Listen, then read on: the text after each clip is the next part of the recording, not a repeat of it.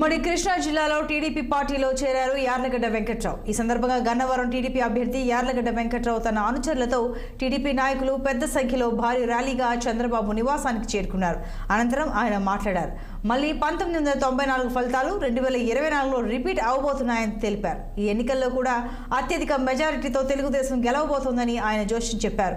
అంతేకాకుండా గన్నవరంలో అత్యధికంగా వైసీపీ దొంగ ఓటర్లను చేర్చిందని ఆరోపించారు. ఈ ఓట్లను తొలగించకుంటే తాను ఎన్నికల సంఘానికి ఫిర్యాదు చేయబోతున్నట్లు తెలిపారు యార్లగడ్డ.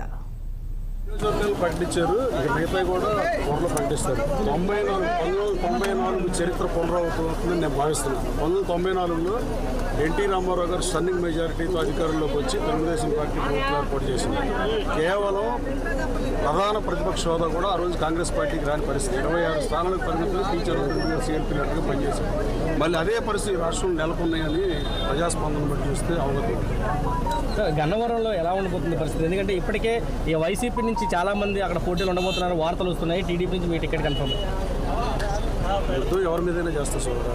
ప్రత్యేక ఎవరైనా మనం పోటీ చేయాల్సుకున్నప్పుడు ఎనానమస్గా ఎవరెవరు కదా. విజయవాడ సీట్ కేఎల్రావు గారు మహానుభావుడు కప్పుల్లో ఇచ్చారు. కానీ ఇవాళ ప్రాంతీయ పార్టీలు వచ్చిన తర్వాత యుద్ధానికి ఎవరైనా సిద్ధంగానే ఉంటారు. మరి వైఎస్ఆర్ కాంగ్రెస్ పార్టీ డిసైడ్ చేస్తుంది. నన్ను భావిస్తున్నా. No comment. అంటే ఎవరొచ్చినా పోటీ చేస్తాం. 94